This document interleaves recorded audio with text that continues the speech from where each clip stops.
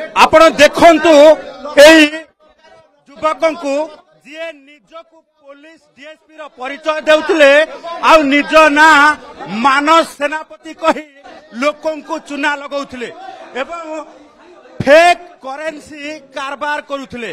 जो युवकंकु गिरफ करिछि शहीद नगर थाना पुलिस तांको ठारू 193,000 टंकार नकली 500 टंकिया नोट जबत करिछि।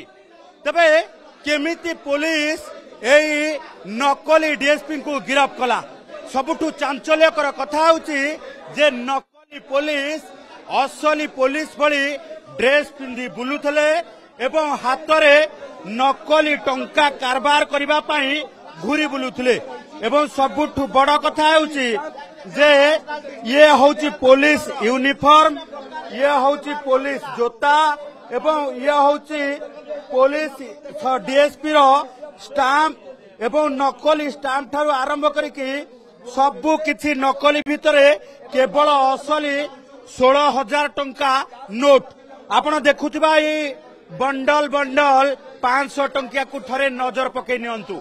आपण भाबुथिबे मो हातरे जो पैसा बंडल अछि ये पूरा खड़खड़िया नोट आउ एटीएम रु बोध हुए बाहरी थिबो।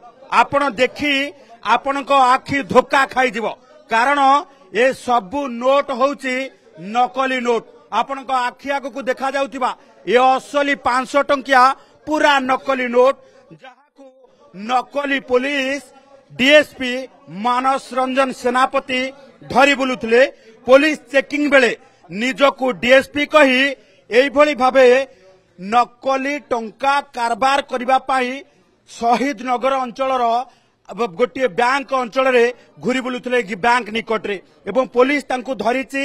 धरिबा सहित तांको निकटरू एबे ये नकली जो रहिछि पुलिस रो पोशाक, नकली पुलिस जोता एवं जो रहिछि नकली स्टाम्प ठारू आरंभ करिकि पुलिस रो कैप एवं ता सहित 193,000 टंकार नकली 500 टंकिया नोट, 16,000 टंका होउछि असली टंका एवं ता सहित ये जामापटा सबु किछि जबत करा जायछि।